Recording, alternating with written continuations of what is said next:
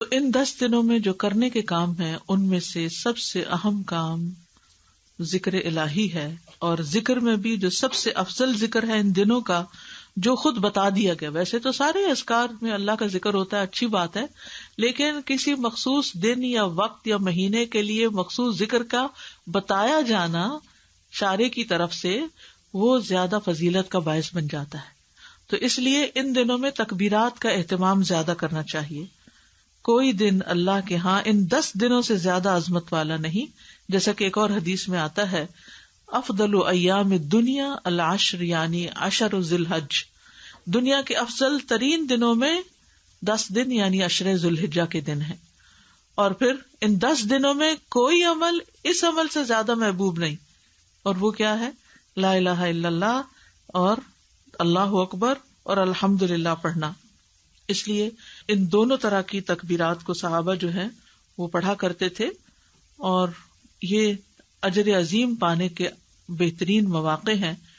صحابہ کرام سخت محنت کیا کرتے تھے. سعید بن جبیر ذی الحجہ کے 10 دن داخل ہونے کے بعد عبادت میں بہت زیادہ کوشش کرتے، اتنی کہ ان کی ہمت نہ ہوتی جس پر، یعنی کہ اپنی ہمت سے بڑھ کے ان دنوں میں اپنے آپ کو تھکایا کرتے تھے.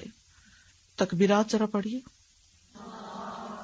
اللہ اکبر، لا الہ الا اللہ، اللہ اکبر، اللہ اکبر وللہ الحمد، اللہ اکبر کبیرا الحمد للہ کثیرا سبحان اللہ بکرۃ واصیلا.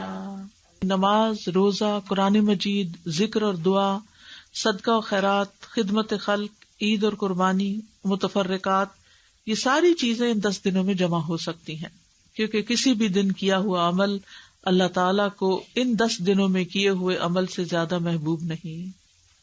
دوسرا اہم کام جو ان دنوں میں کرنے کا ہے وہ ہے روزہ رکھنا. جہاں تک روزے کا تعلق ہے تو آپ پورے 9 دن بھی روزے رکھ سکتے ہیں. پہلے 8 دن اگر آپ کے پچھلے کوئی قضا روزے ہیں تو ان کی قضا کی نیت سے بھی رکھ سکتے ہیں. لیکن 9 تاریخ کا روزہ چونکہ مخصوص روزہ ہے، جو 2 سال کے گناہوں کا کفارہ ہے، تو وہ عرفہ کے روزے کی نیت سے ہی رکھ لیجئے. ٹھیک ہے. اب اس میں بہت جھگڑا ہوتا ہے کہ عرفہ کا دن یہاں کا ہو یا وہاں کا ہو. تو اصل حکم تو جہاں آپ رہتے ہیں اسی کی تاریخ کو دیکھا جائے گا، ورنہ اگر آپ کسی اور جگہ کے مطابق عرفہ مناتے ہیں تو اگلا دن پھر عید کا بھی کریے، پھر وقفہ دے کے تو عید نہیں ہوتی. لیکن اگر آپ کے دل میں پھر بھی اطمینان نہیں تو 2 دن روزہ رکھ لیجیے، ایک عرفہ کے میدان والے دن کا عرفہ کا دن اور ایک یہاں کا عرفہ کا دن.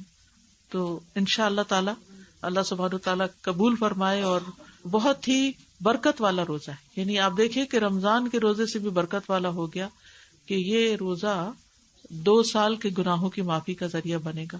اور ویسے بھی روزے کا ثواب کیا ہے کہ انسان کے چہرے کو 70 سال دور جہنم کی آگ سے کر دیتا ہے ایک روزہ.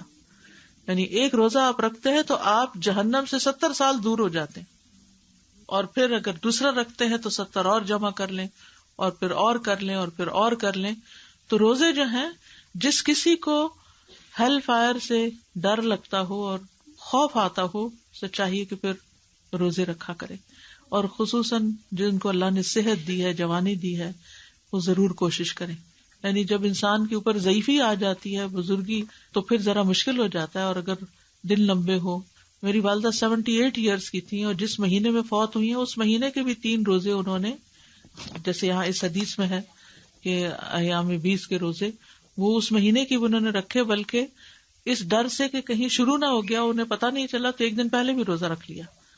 تو بدھ سے شروع ہونے تھے، انہوں نے منگل کا بھی رکھ لیا کہ کہیں میں بھول نہ گئی ہوں. ہوتا نا بڑے ہو کے انسان کو ڈیٹس اور دن اور وہ اوقات میں بعض اوقات خلل ہو جاتا ہے کہ کہیں مس نہ ہو جائے.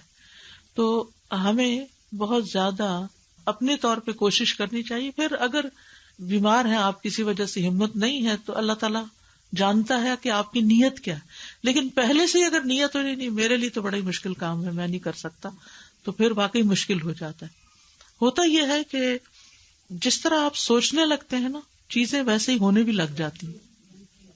ہر چیز کی ایک فریکوینسی ہوتی ہے، اور ایک آپ کے دماغ کی فریکوینسی ہے. تو یہ ایک فریکوینسی دوسری سے جب ملتی تو پھر وہ ویسے ہی چیزیں نظر آنے لگتی ہیں اور ویسے ہی ہونے لگتی ہیں. عید الاضحیٰ. تو اب آپ دیکھ رہے ہیں کہ یہ جو دن ہیں حرمت والے اور فضیلت والے، ان میں عید بھی آ جاتی ہے، اور اس اعتبار سے بھی اس کی اہمیت ہے. ویسے تو ذوالحج کے مہینے کی فضیلت دو اہم اعتبار سے ہے.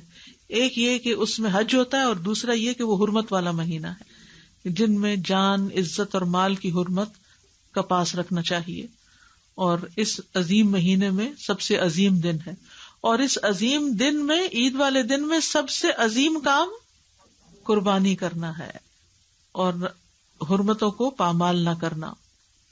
حرمتوں کو پامال کرنا کیا ہے؟ کہ کسی کی جان، مال، عزت پر ہاتھ اٹھانا، زبان کھولنا.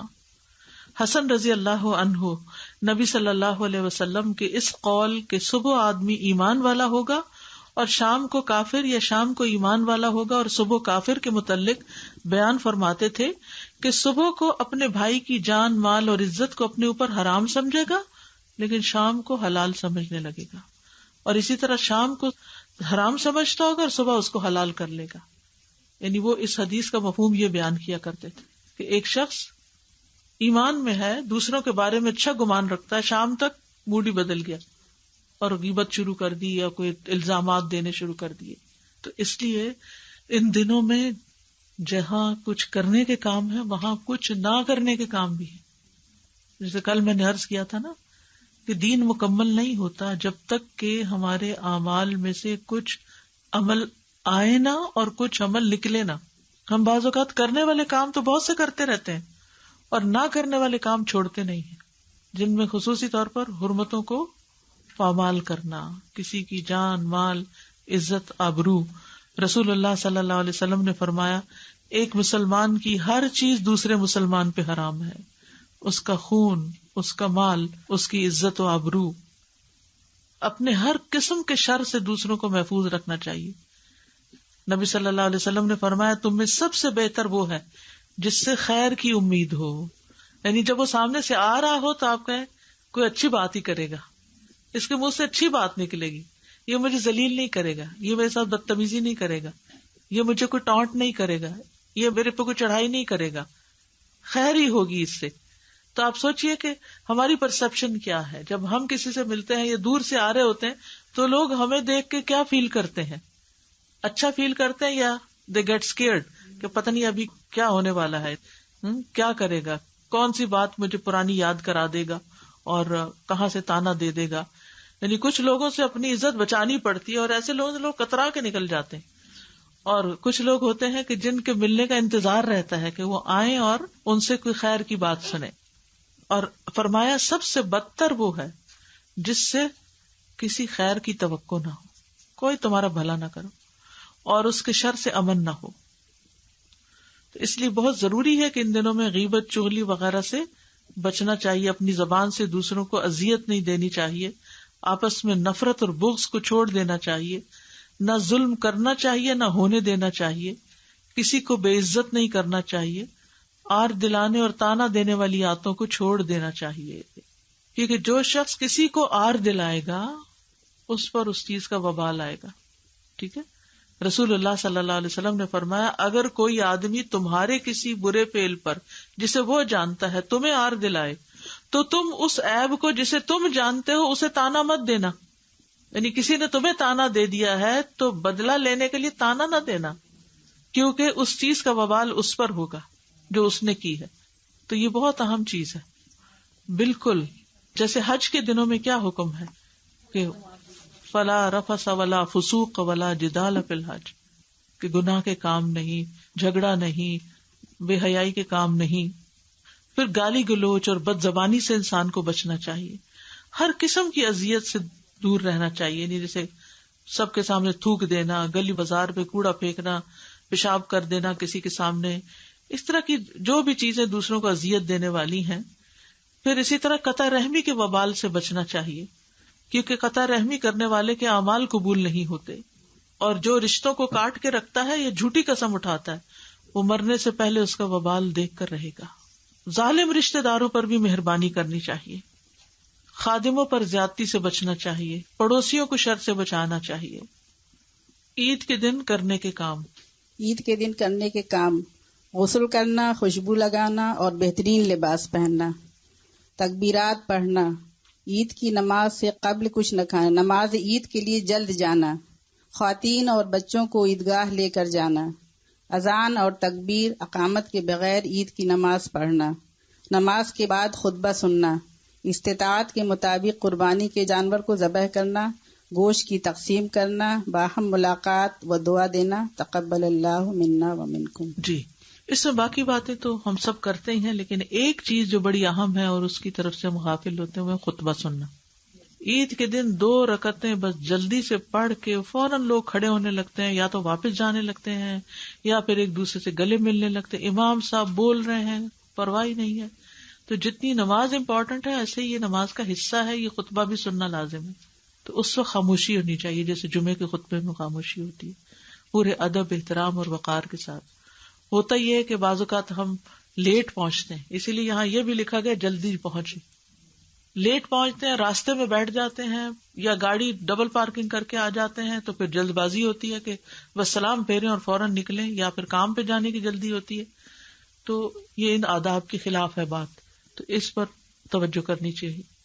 عید کی خوشی میں سرشار ہوتے ہیں اور سرشاری میں سب کچھ بھول جاتے ہیں، ادب آداب ہی بھول جاتے ہیں کہ کیا کرنا چاہیے کیا نہیں، کیونکہ جس سے مل رہے ہیں اس قدر ایکسائٹیڈ ہیں، گلے مل کر جھولتے رہتے ہیں، اور یہ بھول جاتے ہیں کہ پیچھے کوئی لوگ بھی کھڑے، اور بعض اوقات لمبی لائنیں کھڑی ہو جاتی ہیں ہمارے پیچھے، اور ہم عین دروازے کے بیچ میں کھڑے ہو کر اپنی لمبی چوڑی باتیں اور دن بھر کا پروگرام شیئر کرنے لگتے ہیں کہ آج کہاں جانا ہے. تقبل اللہ منا و منکم. اللہ تعالی ہم سے اور آپ سے عبادت قبول فرمائے. نماز عید کے لیے ایک راستے سے جانا اور دوسرے سے واپس آنا، ہلکے پھلکے کھیلوں اور اشعار کے ذریعے خوشی منانا. جی، بچوں کے ساتھ یعنی خاص طور پر کچھ نہ کچھ ایسا پروگرام رکھا جائے کہ جس سے انہیں محسوس ہو کہ آج خوشی کا دن ہے.